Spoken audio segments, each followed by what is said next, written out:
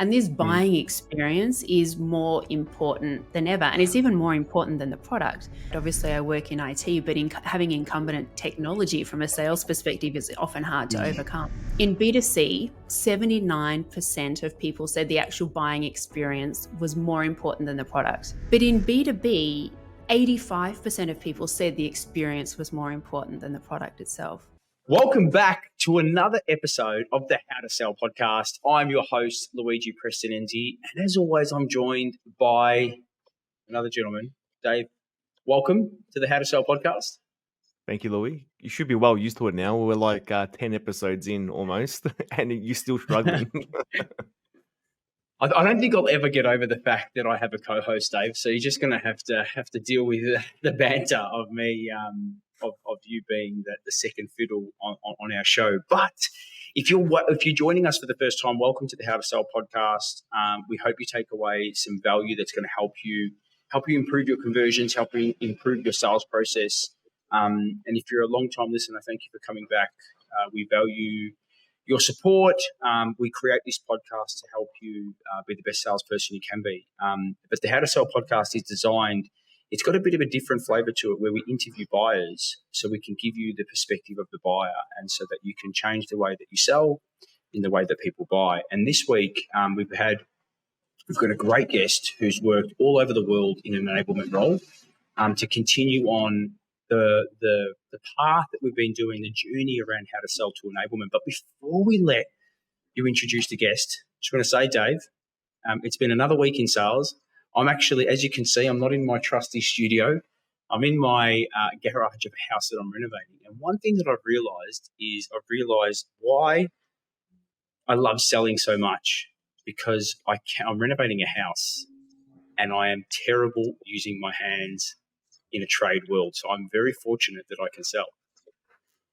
He's have to book in twice to get his manicure done. So look at these hands.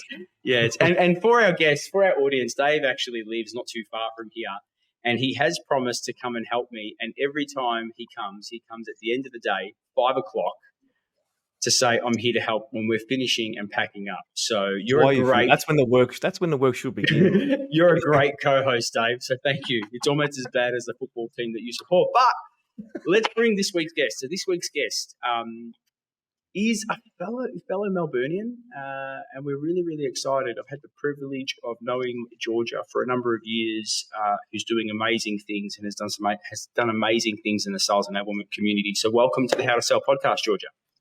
Oh, thank you very much, Luigi. Really great to be on. Thanks for the invite. Yeah, well, I know we've been trying to get this for a long time, so it's great that we're finally here. But for our listeners, I mean, I know a bit about your background, but can you just give us just a short intro, obviously, where you're currently working, the regions that you've worked in? I think that's pretty important. You've had the opportunity to work across multiple regions, and then we can get into the podcast. Yeah, sure. Happy to, Luigi. So I have had quite a winding career journey, and it, started off in marketing. I wanted to be a CMO. That was the goal, and that kind of changed along the way. And I've spent some time working in consulting as well as marketing, digital transformation, change management, and then moved into this skill area. And as you mentioned, Luigi, I've done that in many different parts of the world now, which has been really cool. So I'm a Melburnian, I'm Australian, grew up here. When I had the opportunity to travel, I went as far away from home as possible. So I ended up living and working in Africa for 8 years, and then spent some time working across the Middle East as well, and then took on some roles covering Europe, Middle East and Africa. But now I'm back home in APAC and covering this part of the world. So it's amazing how interesting and diverse those kind of places can be, even when you're doing the same kind of role. Yeah, I'd love to know. I mean, given that you work for a huge organization, probably one of the most well-known brands in any industry, IBM. I'd love to know. One of the questions I wanted to ask you, sort of getting into today, was around what are the differences between selling, say, in the Dubai region, because obviously you lived there for a number of years, to Australia. Yeah. Look, and thanks for mentioning IBM. I didn't actually say my role, but right now I lead sales enablement for IBM in a market we call ASEAN ZK, which is a subset within APAC. But Luigi, Yeah. it is hugely different, right, in different parts of the world. All these cultural kind of nuances that come into play. I think that the basics, and the basic of any strong sales approach remains the same, but how Mm. you execute it, how you approach someone is very different. So, Australians, for example, we are really direct and blunt and to the point. In some parts of Africa, responding to things really directly is not kind of the style that's used, right? It's more of a storytelling approach where you go around it before you kind of get to your point. And it's the same in the Middle East. There's just Mm. all these different nuances that come into play, particularly when you think about how you're building that rapport and relationships with people at that front end of the sales cycle, particularly. Did you Yeah. find that longer, like that storytelling approach, did that elongate the deal buying cycle or the selling process, or was it roughly the same? I from my experience, I didn't see much difference in the change in sales cycle, but it may have changed your length of meetings, for example. So Mm. maybe the time that was put in to get it to certain stages took longer because there was more conversation around different points. Whereas, maybe in Australia, perhaps we're more direct and really cut to the chase. Walk us through, like, how are in IBM, such a big company, how are decisions made and who gets involved? Now, before everyone starts messaging me saying they have something to sell, one thing I want to make really clear, right, is this is a huge multinational company. And I say that because I have people hit me up in DM saying, we can optimize your website. And I say, which website? Your Yeah. company website. Okay, which company website? The one guy company, is coming to me saying they're going to fix it. It's a huge company. A lot of things are established, and there's a lot of different people doing different things. So, within a sales enablement role, there are some areas that are in my remit to take decisions around. There are some that I influence around, and there are some things that I don't touch at all, Mm. right? There are some things that are managed at a global level for the entire organization around the globe. And this is a lot of our things are quite standard, particularly when we think about sales processes, the supporting tools, and the structures and methodologies that we're using are all pretty standard across the board. And then there's some tweaking and additions kind of between them. So this is interesting, right? Because I think, and we had Tim from Lucia recently, who doesn't have a huge enablement team like you do, right? Or especially part of a global team. So I think it's really interesting that you bring this up, right? Because I think this is where a lot of sellers can get it wrong. They use the same strategy across both small to medium and enterprise based accounts when it's actually very different, right? Yeah. So can we take it back a step? So you mentioned your remit. In your particular remit, what are some of the things that you control, the areas of focus and KPIs that are fundamentally critical to you achieving your job outcomes? Sure. So sales enablement is it's about increasing revenue, right? That's kind of Yeah. where it started from, and it's now expanded quite dramatically to include everything and anyone that is in the customer journey, anything that can influence that buying experience.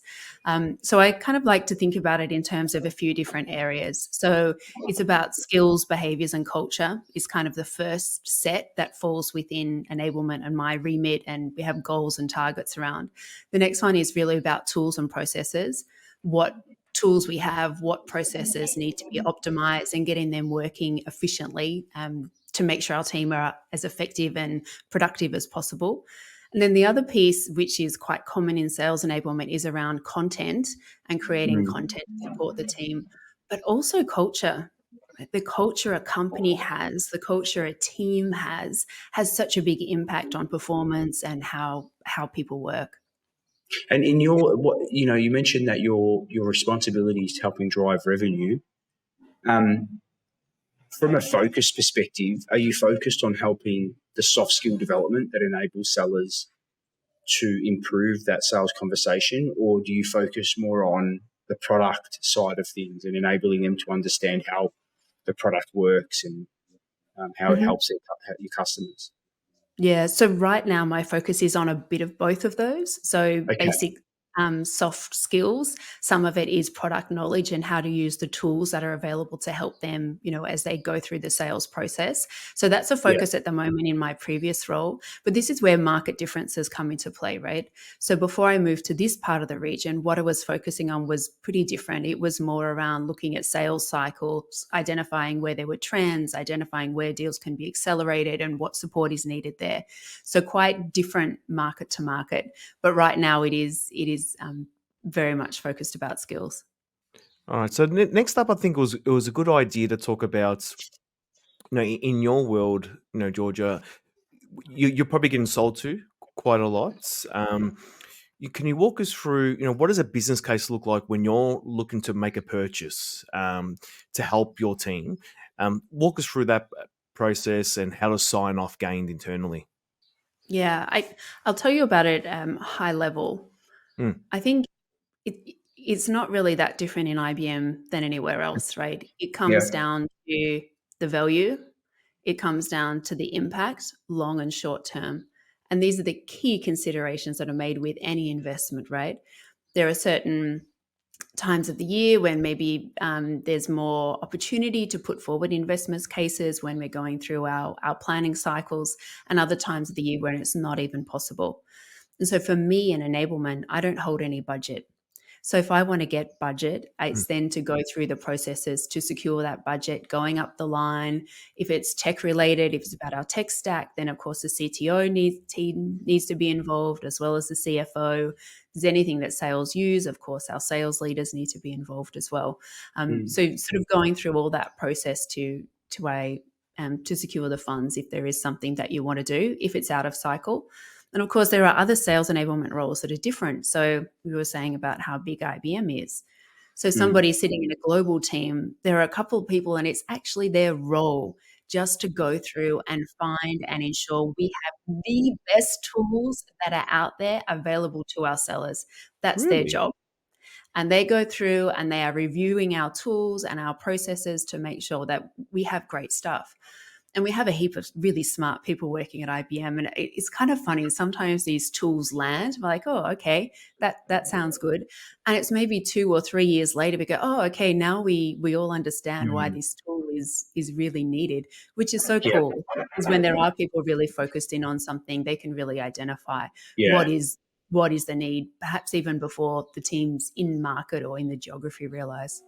Pardon the interruption, but I have to let you know about this free resource. The Grow Forum newsletter has over 10,000 subscribers that are learning how to sell. Each and every week, we send you tips, strategies, and also some tools and tech on how to achieve the most out of your sales pipeline. If you're ready to level up, sign up for free at growforum.io/newsletter and get the first issue this week. And what involvement do they have? Like, do you have in that process when they're looking for additional pieces of technology to bring into the org? Yeah, it depends on the tool. Okay. There's always opportunity to give input and feedback, and I'm always the first person to stick my hand up to pilot something. And that's often an approach that we would take, is pilot something on a small scale first before you Yeah. go, around the globe with it. So it depends on what it is, depends on how it's going to be used and who it influences, Yeah. and how broad the reach is in terms of how I can influence it. Yeah, because that's really interesting, and I'm really glad you're touching on this, right? Because I think for a lot of sellers, the objective is to get to the decision maker. But in a lot of cases, especially, and I've having sold in enterprise for over a decade, it wasn't always as easy as just going to the decision maker. You needed the key influencers and the key champions, and I would consider your role in the buying process would be more of the champion, right? Where you would have to be the internal sponsor, define a problem. And do you mind maybe just walking us through an experience that you've been a part of where you wanted to bring something in? You don't have to talk about what exactly it was, but Yeah. you saw a need or a gap. You wanted to bring something in. Can you just maybe walk us through what did that look like, and how did you get consensus from above Yeah. to get approval? Yeah. Or if you didn't get approval, what happened? Yeah, sure. I'll tell you about a slightly different example first. Yep. So this is one that happened earlier this year. So there was a global agreement that was made for a service around coaching. Yep. And this was signed up globally and kind of divvied out across the geos. And this was something that I'd been trying to get in place for quite a while, in a different way. And so once we had this agreement in place, I saw the value. I went to my stakeholders within the geography and said, hey, this great thing is coming.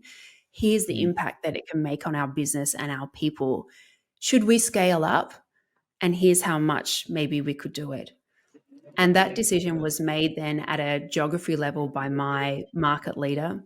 It then went through finance and back up to global. And we were able to dramatically scale that service within Mm. market because it had already been agreed. So we now have kind of 4 times what any other market has of this offering, which is having a huge impact. Yeah. So that's one example. In another example that was less successful, so when I was in one of my previous roles, found a great tool that I wanted to use and put forward the business case.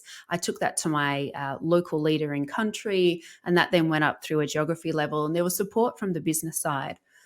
Then it went over to the technology team. So anything new goes through the CTO team. Mm. And because we already have an established tech stack, if there's anything with sort of overlapping needs, at some point it becomes, well, if we get this, that other thing has to go, even if Yep. it's, different features and functions and all that sort of thing. So that in that instance, even though we had the local stakeholders supporting, we had some support from finance, it didn't go ahead because of the CTO team dub, well, we have something that we are using globally already that we don't want to rip out and replace because you in one geography want to do something different. Yeah. So there is this need to really kind of interesting. standardize, but also opportunity to customize and particularly scale as well. So that's really interesting. I never thought about it in that way, where, what are you replacing, who's using it, Mm. and the effort to rip that out and then bring something else in. There's quite a lot of work just in that project alone. Yeah. Then comes the Yeah. implementation of your new product or service over the top of that. Yeah. And this is the typical tech challenge, right? Obviously, I work in IT, but having incumbent technology from a sales perspective is often hard to overcome. And even Yeah. from an enablement perspective, take like our CRM system, Sales Enablement, there's heaps of content being created and shared. And so we have an existing system that we're using that to get off that, it will be so much effort to pull that data, migrate it, retag it, and put it into something else. And I actually even had an interesting conversation with, so I accepted a sales call around someone who was offering a competitive product. I'd been in touch with the rep for quite a while. He was doing an amazing job with all his social selling, and he'd been going for a long time. I kind of said, look, we have the competitive product in store. It's like, yeah, I know, but let's just have a chat. And he wanted me to come and speak at an event too. So I'm like, all right, let's jump on the phone. And so I accepted this call and I stayed up late to have a chat to these guys in the US. And just before the call started, he sent me a message and he said, oh, my manager's going to join. So I said, okay. So we jumped on the call. And what happened? So his manager came on the call as well. And I was kind of open to hearing about it, but she came in and she took over the call, within a few seconds. And she's like, right, we know you're using this product at the moment for your approach. What are the issues with it? I'm like, well, there aren't really any major issues with it. We're pretty happy with it. And there are a few things that are, little things that just from a user perspective, I'm like, oh, that's not great. She's like, right, but what else? What else is wrong with it? I'm like, well, nothing. And she kind of continued on this kind of line of trying to understand what I was not happy with this kind of product about. And it really was off-putting and turned me off like the whole brand and just from this super aggressive trying to attack what's wrong with the competitive product.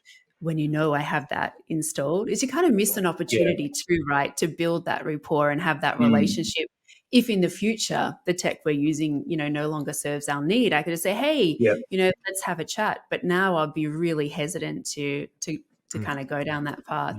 And along the way, as the drilling kind of continued, I said, look, I'm not making the decision here. I don't hold budget around that. And that was then, book, the call was done. And I thought, oh, it was just really poor, right? She didn't even ask, okay, so who makes that decision?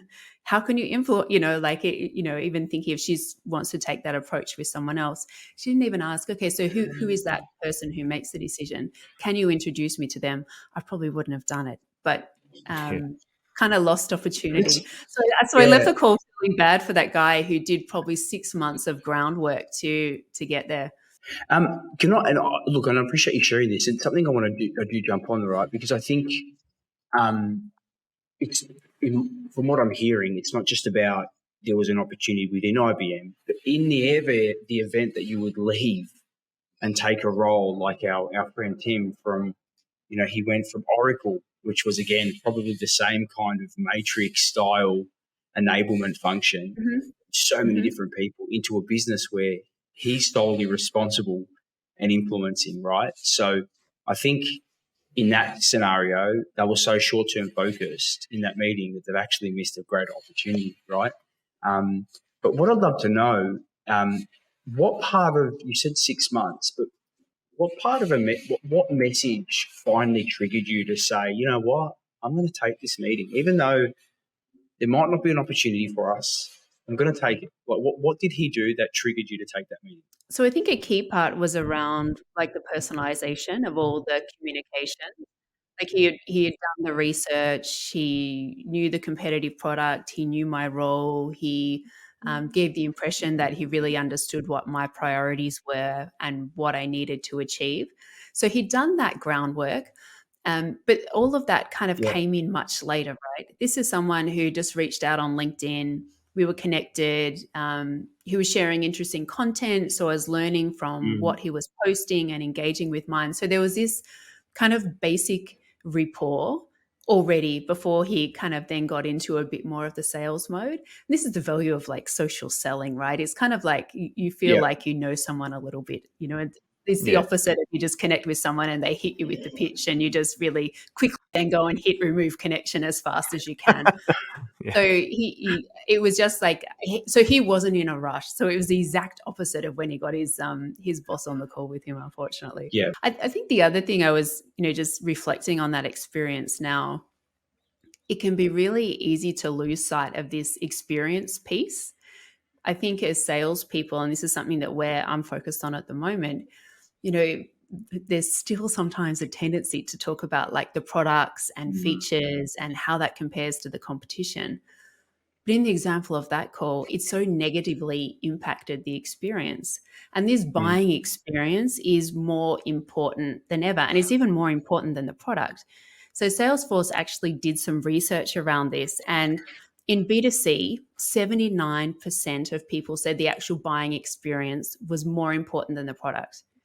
Now, the crazy thing, well, you kind of expect that in consumer buying, but in B2B, 85% of people said the experience was more important than the product itself. So it really just reiterates how much we need to focus on the experience. And that starts too with those initial cold outreach all the way along the buyer journey. And it's a great sort of follow on from there. So like when dealing with sales people, what triggers you to take a meeting? Is it that, consultative led approach, or, what sparks your interest to say, yep, let's jump on a call? I will take a problem. I will take a call if they have a solution to a problem that I have. So the problems are always on our minds, right? If anyone has a problem, it's sitting there. And if I think, okay, this is something that could help me address that problem, or this is something that can add value to the work that I'm doing, then I will jump on a call. And I'd love to just go back, right? Because you made that's a really powerful statement, right? That the buying experience, 70 or 9% is heavily led or heavily influenced by that experience.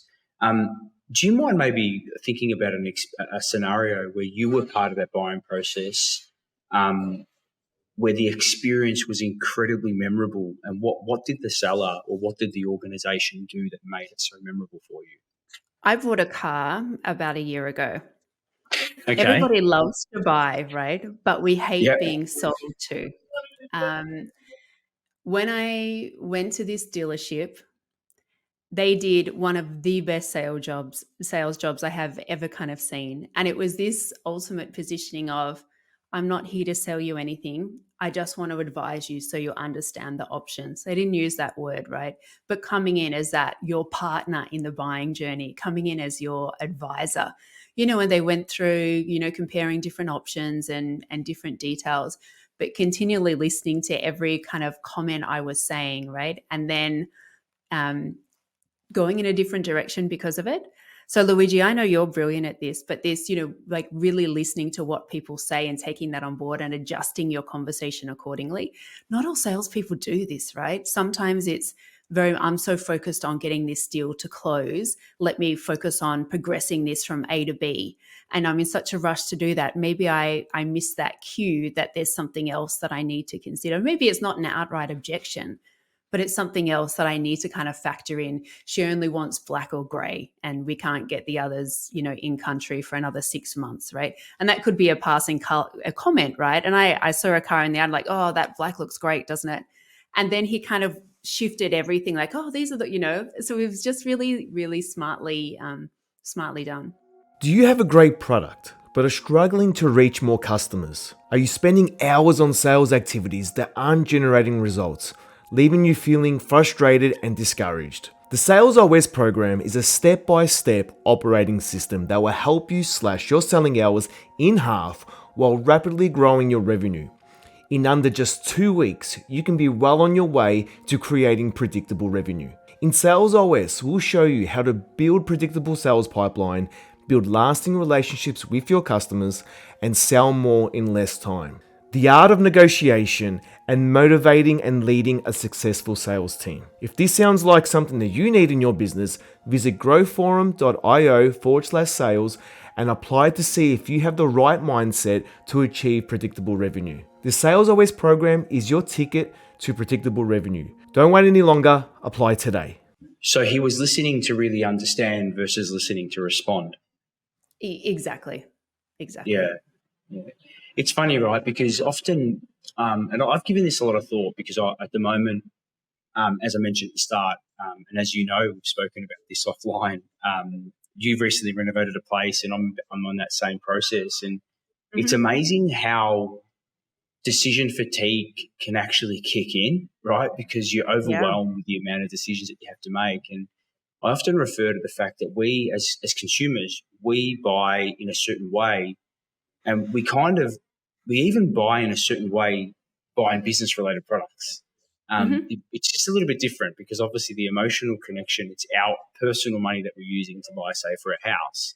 It might not be our personal money, but there are other nuances that connect to that buying journey, right? And so it's so interesting that you bring this up about the pivot, that they're not sort of trying to get you and back to that other scenario where it was,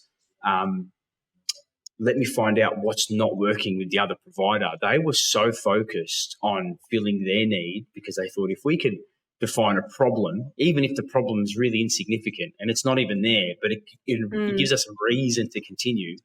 They've actually missed a great opportunity. And so I love the way that you've explained, your buying experience with the car. It was somebody was attentive. They came across as your advisor.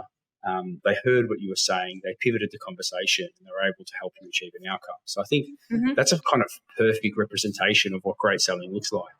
Yeah, it is, right. And it is that experience too.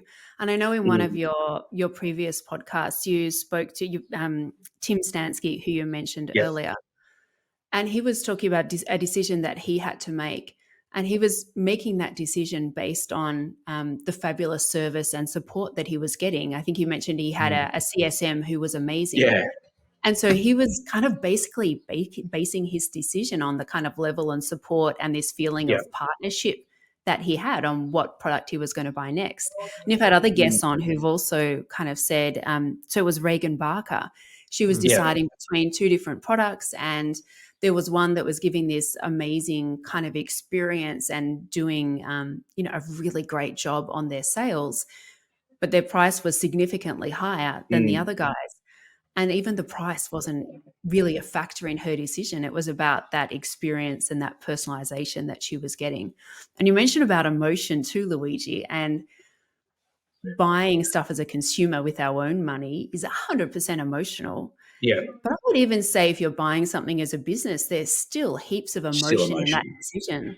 Like it's not your Yeah, money that you're spending, but the impact is yeah, so high, right? Do you want to be the one associated with the purchase that really didn't meet the mm, needs?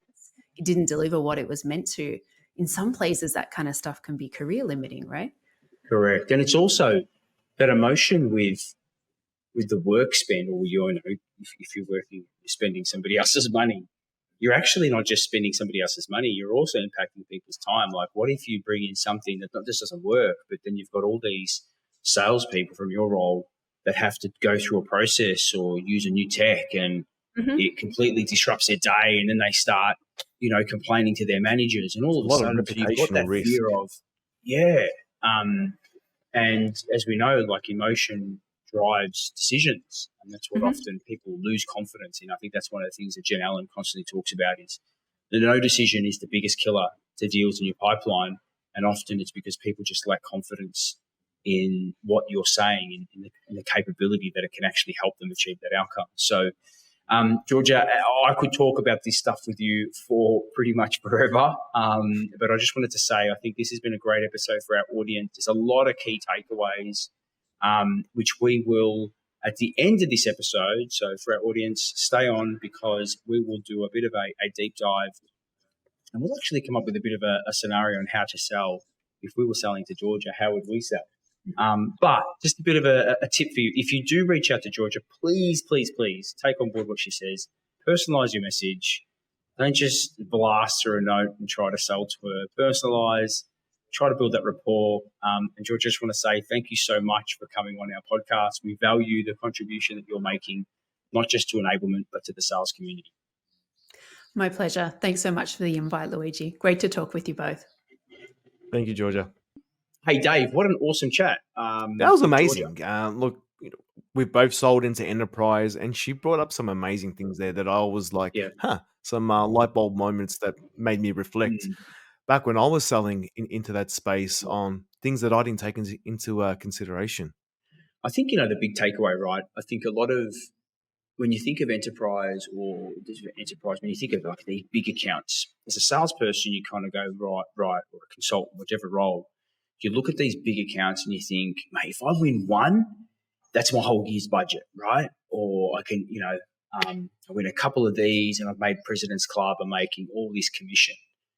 But what Georgia really, really highlighted, which was for me just something that we should be discussing, the complexities around selling into enterprise. Yeah. Like, talking IBM, there's not just the geographic layer, but you've got the country leader, you'll have a regional leader, you'll have a global leader, then you've got other departments and other leaders in different regions that are influencing the cycle, right? And the buying cycle and the buying process. So there's all these decision makers, influencers, champions, anti-sponsors that are surrounding that journey, yeah? And I think this is where, from a sales perspective, if you are going to pick that enterprise account, strategy kicks in.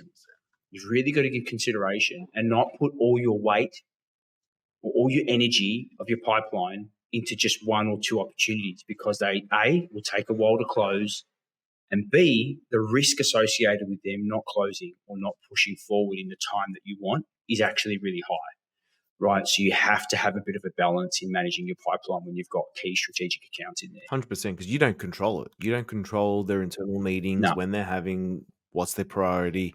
It can blow out by 12 months plus if you're not careful. Absolutely. And I think if I go back to early days when I was selling into enterprise, I had a lot of deals that were just stalled, right? Because I was selling into the local market, decision makers were overseas, and I would very rarely get the opportunity to go there. And I didn't actually factor that into my strategy. If I fast forward to the point where I was winning these global accounts, it was part of my strategy that at some point they would be part of that conversation. Whether we do it via Zoom or I would literally fly to the US, fly to Dublin, wherever it was, to go and meet that one of the key decision makers. Yeah. So it become part of the action plan that we had developed with our champion. It was, at some point we need to bring the wider committee into the process. But that was a strategic action plan that we were thinking about at the start of the process. And again, if I look back early in my career, it was stuff that I didn't do, and often deals would would just get to a point of nowhere, go no man's land, yeah, because they didn't know how to progress the conversation. I didn't know, and therefore it just got stuck, right? So let's dive into it. Let's talk a bit about how would we sell to Georgia. I want you to tackle, first, doing your initial outreach to Georgia. You've locked in the meeting. But I want you to take this one a little bit more further. I want you to how would you address the first meeting to then get your follow on, because that during that course she's not going to have the final say. So I want you to tackle that part too, because enterprise, like we've said, goes deeper. Yeah. Well, I think the first things first, right? You could tell a lot by the way that Georgia was engaging with us, and she gave us, there's a key tip. The sales professional that she met with, even though the meeting didn't go well, the 6 months prior went really well. It was 6 months of social selling, content, engaging with her posts. So that tells you that Georgia's really very, very relationship focused. Yeah. So first things first, the first meeting, it's not about selling. And she also mentioned that, right? The first meeting, because of the fact of the role that she plays, the fact that she doesn't hold budget, the fact that there are budget cycles that if there is a need, they have to go through a process to get it into the budget cycle. The first meeting is all about understanding, just leveraging some insight around problems that you think are important to her to get validation that she's suffering those problems. And then using that opportunity to just form a relationship. Yeah. And start the conversation and get the conversation going about, what are the things that are important to her? What are some of the gaps that she's contending with in her role? Mm-hmm. Yeah. Because she's, as you could hear, she's very tactical, very much about regional execution versus global strategy. So there would be things that are impacting her and her team, local team, right?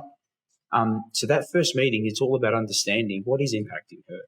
What are the things that are impacting her market?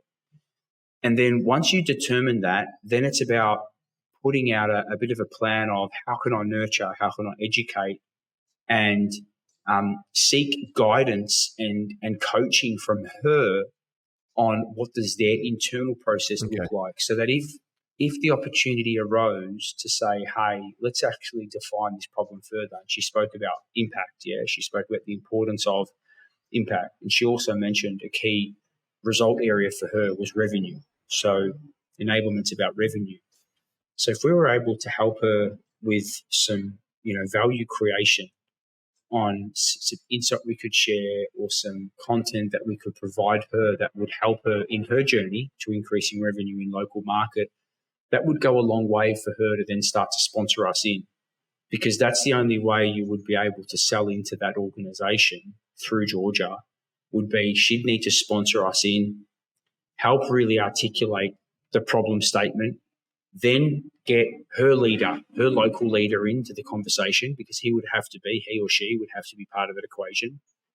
And as part of that process, get validation that that's important on their agenda, because it might be important for Georgia, but the local country leader might be saying, hey, that's not even remotely something that's on my top 3 priorities. How do you derive that? Like, is this through Georgia, or are you trying to attend another meeting with someone else in there?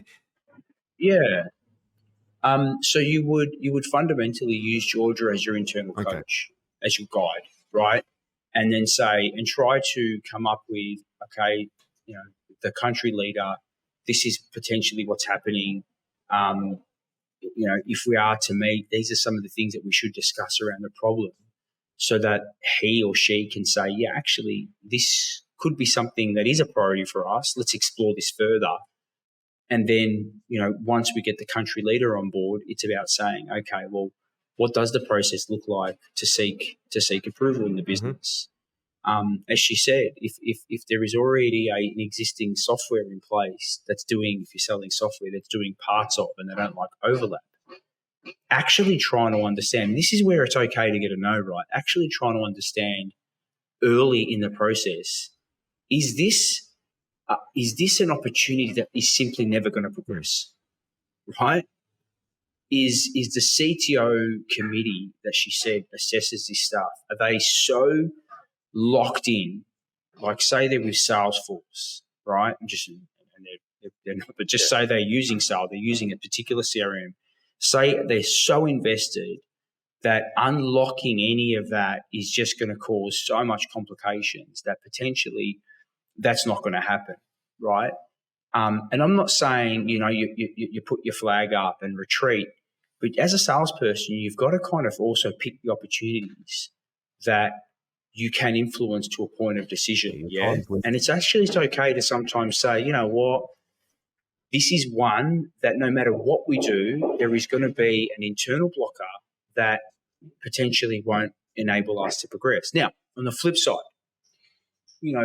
if the business case for change, if the problem is so significant that we think the CTO team will do an assessment and go, you know what, there's actual value in transforming from one tool to another, then great. But it's also about understanding what that would mean for them. The only way you can do that in an organization like IBM is with your internal champions. And there's going to be multiple ones. Georgia, the country leader, possibly the regional leader, and then you'd have to migrate that conversation to somebody in HQ in the office that has a say on this. And as you can see, this is why those enterprise deals have so many people involved in that buying process, right? Because then you've got the CTO's office, then you've got finance, then you'll have legal, right? Then you'll have risk, yeah? Then you've got the internal people that this decision will impact that could possibly be a negative influence if they get wind that they're going to have to change the way that they do things. There's so many nuances here. But in order to sell to Georgia... Is there any way to deal with that? Yep. Like the negative, the detractors that you're going to come up against that you may not have in the meeting? Like, is it something that you've often had prepared for and say, hey, if this does come up, here's something for you, Georgia, or X to leverage? Well, that's the buyer enablement piece, Dave. So that's the buyer enablement about, this is why, and she mentioned a term that's really important. You're an advisor, right? This is why you're not selling to her at this point. You're actually helping them consider things they might not have considered. So helping them consider the impact of putting this to the CTO board and them saying ABC. How would that impact this process? Get them to think about things they haven't considered, because that's true value creation. Yeah. So an enterprise, there are a lot of things that they might not have considered. And if you've sold into the space before, you know what those barriers and those challenges are going to be. So help them define what they are first, because then you can talk about how do you problem solve, right? So, just to summarize, selling to Georgia is one that's coming from having a relationship, knowing that she's not the decision maker, but she's a key influence, understanding that just because, there are certain decisions that go right to the top, there could be some local things like, that, like she said, she actually accelerated a part of a program when she got wind of a bigger project. So that's why that relationship's fundamental, and having that open dialogue, right? And then also going in with a value creation mindset first, and knowing that this is not a short-term process. If you're looking for short-term wins in your pipeline, an account like IBM and Georgia is not your answer, right? It's going to take time. You're going to have to invest in it. And there is a good chance that the investment you make won't yield a return in the immediate future. A lot of insights in this episode. It's, some major takeaways for me is obviously, enterprise, it's a long game. So while it's great to have it in your account, don't rely on it, because, one thing that happens as well, a big risk during that whole process is that, Georgia could change job. during that time because it's such a lengthy process. It could be a 2-year deal. But Louis, thanks again for another great insights and episode, and we'll see you all next week.